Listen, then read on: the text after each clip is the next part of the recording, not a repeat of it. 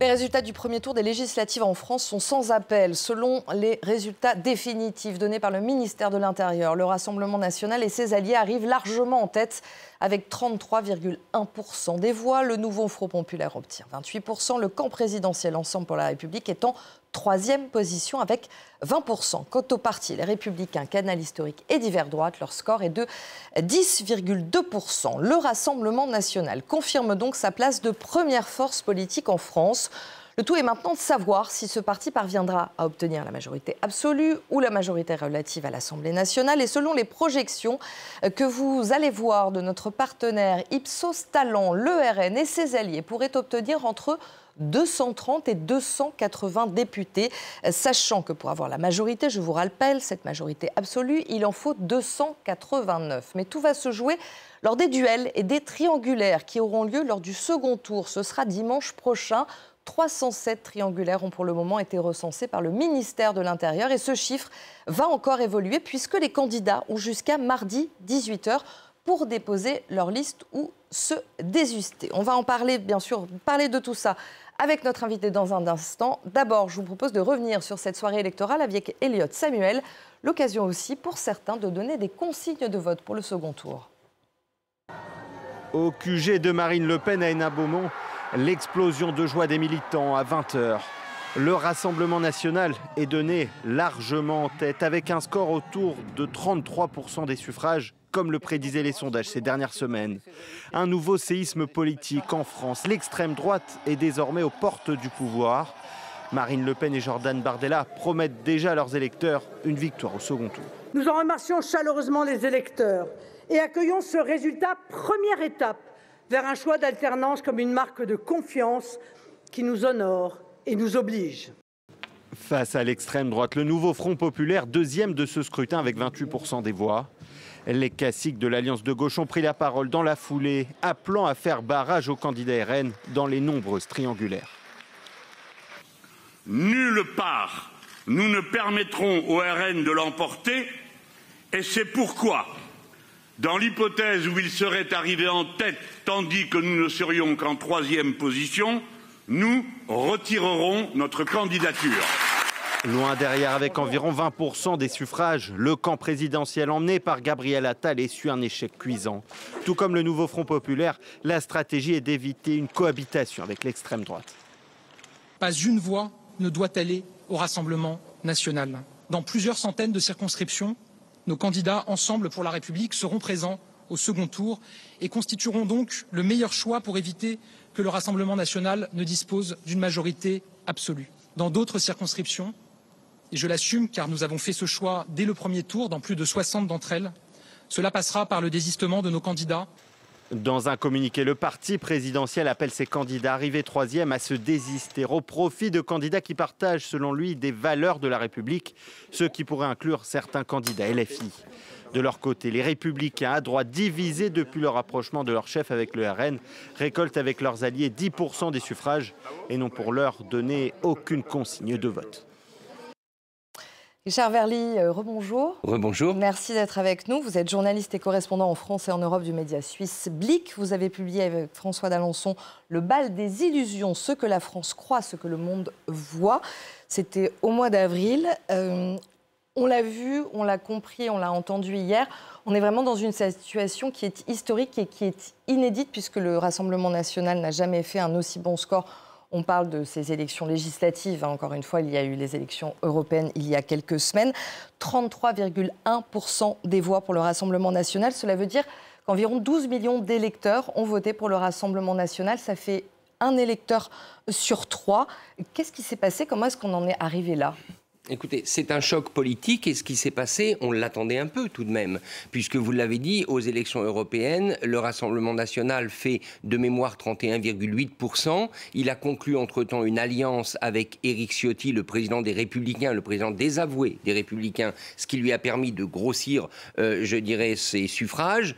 Donc, on s'y attendait. La raison, elle est assez simple, c'est que toute une partie aujourd'hui de la population française ne croit plus aux autres partis politiques. Elle se sent, je dirais, touchée, agressée dans son identité, que ce soit pour des raisons de sécurité, pour des raisons d'immigration ou pour des raisons de pouvoir d'achat, de déclassement économique. Et donc, cette partie de la population croit que le Rassemblement national, parti qui n'a jamais gouverné, il faut le dire, eh bien, peut être la solution. Alors, on n'y est pas encore. Jordan Bardella n'est pas encore Premier ministre. Si on regarde ce tableau qui apparaît à l'écran, bien évidemment, la situation n'aura rien à voir si le Rassemblement national termine à 230 députés ou à 280. 280, c'est à 9 sièges de la majorité absolue. On peut penser qu'ils l'obtiendront. 230, on en est beaucoup plus loin. Donc il y a encore un vrai suspense dans cet entre-deux tours. Comment le Rassemblement national a finalement réussi ce tour de force? C'est en marche finalement depuis des années. Marine Le Pen, les différents cadres du parti avaient mis en place cette dédiabolisation et finalement on voit qu'ils y sont arrivés. Oui, je pense qu'il y a comme toujours plusieurs facteurs. D'abord, il faut bien le dire, parce que ça compte en politique, ça compte énormément à l'heure des réseaux sociaux, il y a une incarnation. Marine Le Pen s'est présidentialisée. Ça, vous savez qu'elle est candidate pour 2027. Son objectif à elle, c'est l'Élysée. Voilà. Et elle a trouvé en Jordan Bardella un dauphin, quelqu'un qu'elle veut propulser au poste de Premier ministre malgré son très jeune âge, 28 ans, et lui-même a touché une partie de la population, c'est-à-dire notamment la jeunesse. Et ça, je crois que c'est très important. À l'inverse, regardez du côté du nouveau Front populaire, c'est-à-dire de la gauche, le seul qui incarne vraiment, c'est Jean-Luc Mélenchon. D'ailleurs, il a été le premier à parler hier, mais il est une figure qui divise. Raphaël Glucksmann avait bien marqué des points aux européennes, mais il n'était pas candidat, il n'était pas au premier plan pour ces législatives. Et regardez par exemple du côté de la droite, elle est divisée, même le camp présidentiel. Gabriel Attal a pris le leadership, mais derrière, il y a l'ombre d'Emmanuel Macron. Enfin, la deuxième raison, c'est une raison de programme. Le programme du Rassemblement national, même si en ce moment ils se retirent ou ils font un retrait sur beaucoup d'annonces fracassantes, c'est un programme nationaliste, c'est un programme protectionniste, c'est un programme de soutien aux classes défavorisées. C'est ce que veut sans doute une partie de la population française aujourd'hui. D'ailleurs, on va écouter la réaction des militants du Rassemblement national au résultat. Écoutez. C'est la joie, c'est Noël avant l'heure. Nous sommes très heureux, on a mené une très belle campagne et je pense que voilà, on a le résultat de toute façon. Donc maintenant on espère qu'au deuxième tour, Jordan Bardella sera Premier ministre. On a grandi, on a évolué, on a d'autres personnes politiques qui représentent le pays. Il faut arrêter de reparler du Front National, ça n'existe plus, on n'est pas comme avant. Alors on l'entend, bien évidemment, ils sont très heureux de ces résultats. Ça n'a pas été la même joie du côté du nouveau Front populaire, même s'ils sont arrivés deuxième. À noter ces triangulaires, 307 triangulaires. En 2022, il y en avait eu 8, une en 2017. On voit que la différence est énorme. Alors on sait que bien sûr, ça peut encore changer d'ici demain, puisque les candidats ont jusqu'à mardi 18h.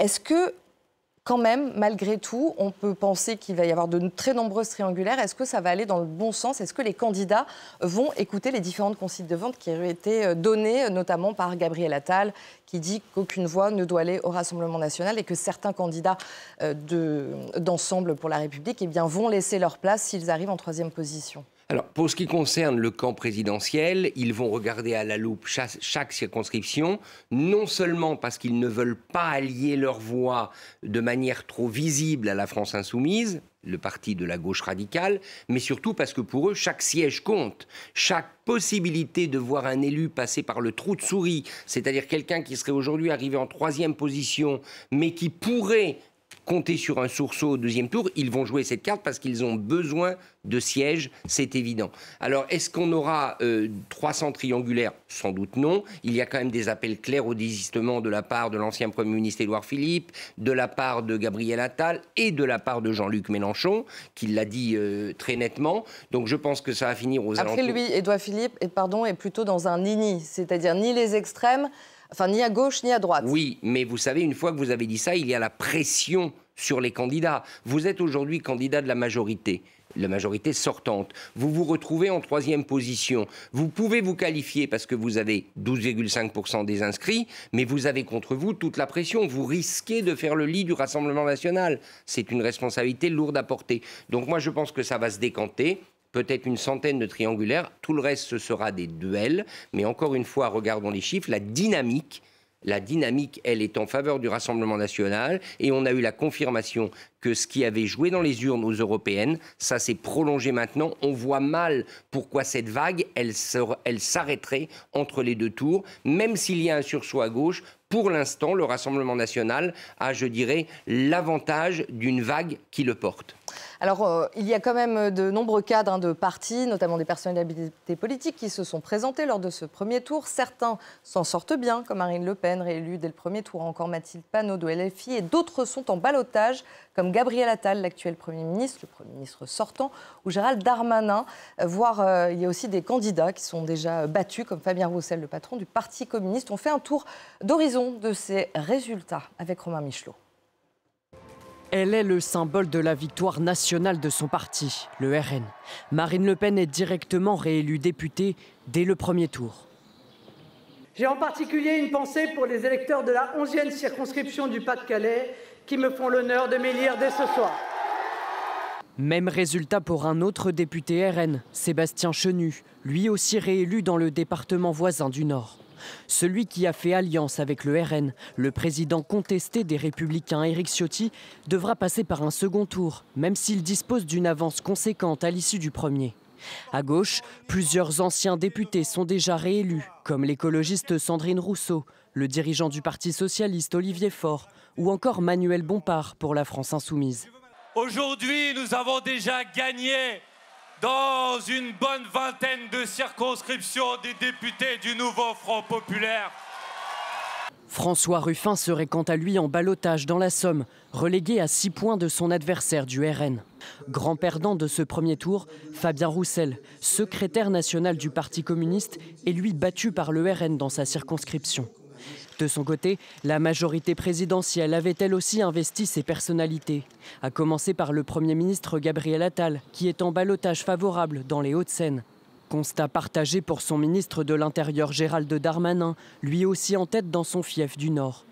Autre poids lourd de la majorité, l'ex-première ministre Elisabeth Borne serait-elle en ballottage défavorable derrière un candidat RN, mais devrait bénéficier du désistement du candidat de gauche au second tour. Alors quand on voit ces résultats, notamment ces personnes qui ont réussi à se qualifier dès le premier tour ou pas, ou qui sont en ballottage, est-ce qu'on peut dire que les Français, les électeurs, les électrices, est-ce qu'on est dans une France qui est fracturée, qui est divisée ? Oui, c'est évident, une France fracturée, mais quand même, je dirais, 3 blocs. C'est manifeste, ça a été beaucoup dit. Vous avez le bloc national populiste autour du Rassemblement national qui maintenant agrège une partie de la droite traditionnelle. Vous avez le bloc de gauche qui en son sein est fissuré mais qui pour l'instant électoralement reste soudé. Et vous avez un bloc, alors pour le coup réduit à la peau de chagrin, qui est le bloc de l'ex-majorité présidentielle.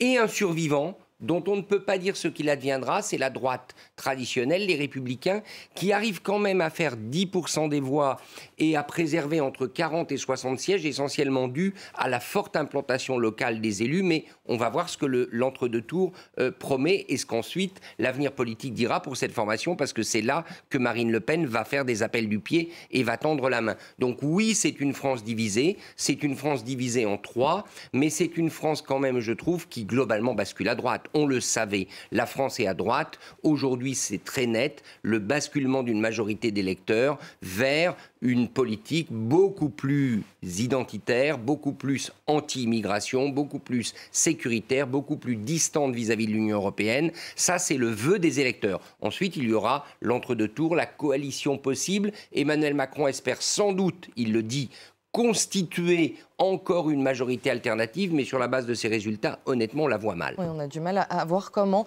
Vous parlez de cette vague qui a finalement atteint aussi la France. C'est ce qui s'est passé aussi dans différents pays européens, et on l'a vu notamment au cours des européennes.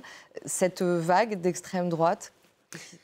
Alors, d'abord, je crois qu'il faut le redire, une grande partie de tout ce qu'on vient de dire vient du système français majoritaire. Puisque si vous regardez le score en termes de voix du Rassemblement national, 31,13%.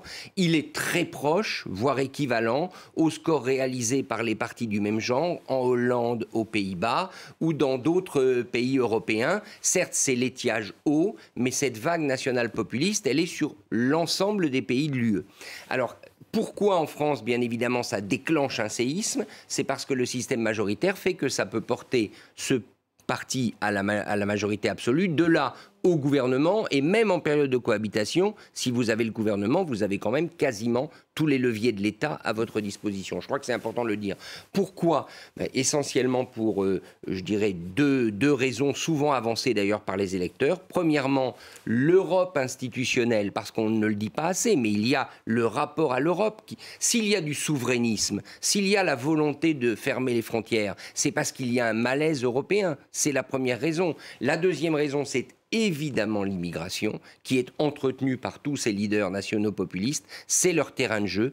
Et dans le cas de la France en particulier, c'est moins vrai ailleurs, la question de l'insécurité avec la multiplication des agressions, ou en tout cas le sentiment, parce que les médias ont aussi une part de responsabilité, le sentiment que l'insécurité vous menace quasiment à chaque coin de rue. Et ça, dans une clientèle électorale qui est habituée à beaucoup plus de tranquillité, dans les campagnes, dans les villes moyennes, ça joue un rôle. Et j'ajouterai enfin, là aussi un élément particulier pour la France, c'est la question du pouvoir d'achat et ce sentiment de déclassement dans un pays où l'État dépense énormément pour les infrastructures, mais où beaucoup de gens ont l'impression qu'elles se délabrent. Alors, je rappelle que vous êtes journaliste et correspondant en France et en Europe du média suisse Blick. Quel est le titre aujourd'hui de Blick? Emmanuel Macron, le dos au mur. Parce que c'est véritablement, je pense, la réalité. Il va réunir le gouvernement, si je ne me trompe pas, à 18h ce lundi. Il n'a communiqué qu'un texte à l'agence France-Presse. Vous vous souvenez de ce qu'il avait fait le 9 juin. Il avait pris la parole de manière solennelle. C'est vrai qu'on lui a demandé là, de se mettre de côté. On sent qu'Emmanuel Macron, je dirais, a perdu les instruments. Il a perdu les atouts qu'il avait en main. Lui, dont on dit souvent qu'il est un joueur de poker politique. Il n'a plus d'atouts en main. Il n'en a enfin, au fond, qu'un seul. C'est le fait qu'il a dit qu'il ne démissionnerait pas. Il l'a répété dans sa lettre aux Français. Il a un mandat qui court jusqu'en mai 2027. Il a des prérogatives constitutionnelles que le Rassemblement national s'est engagé à respecter. Maintenant, la grande question, pour moi, elle est double. D'abord, est-ce qu'il y a suffisamment de marge de manœuvre pour constituer une coalition alternative? Ça voudrait dire qu'elle inclut la France insoumise.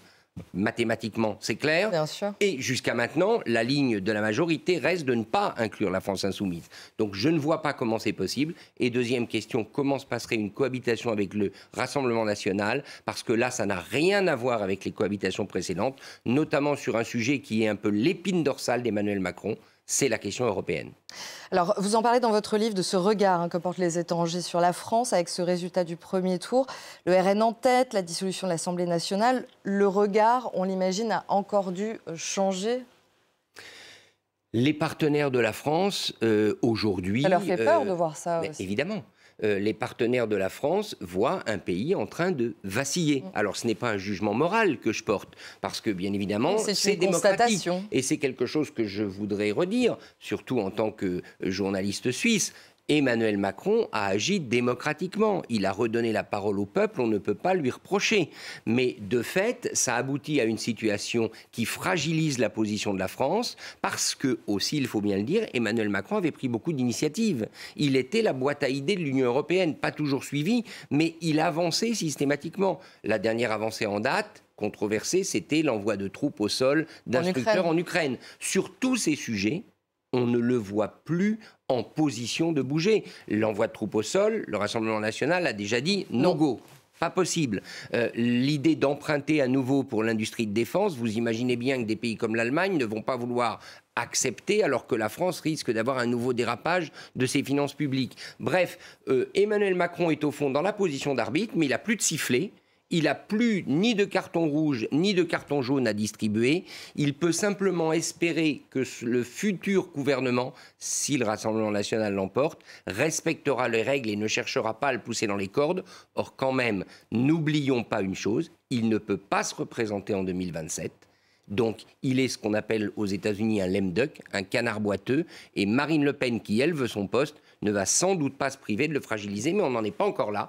il y a un second tour, la mobilisation peut produire des surprises et peut-être, et le chiffre qui est là est le plus important, si le Rassemblement national se trouvait à 250 députés ou en dessous, ce serait déjà une victoire énorme puisqu'ils en avaient 88, mais ils se retrouveraient, ce serait là l'ironie du sort, exactement dans la même situation que le camp présidentiel avant la dissolution, avec une majorité relative compliquée à gérer. Merci beaucoup Richard Verly d'avoir été avec nous, d'avoir répondu à toutes nos questions.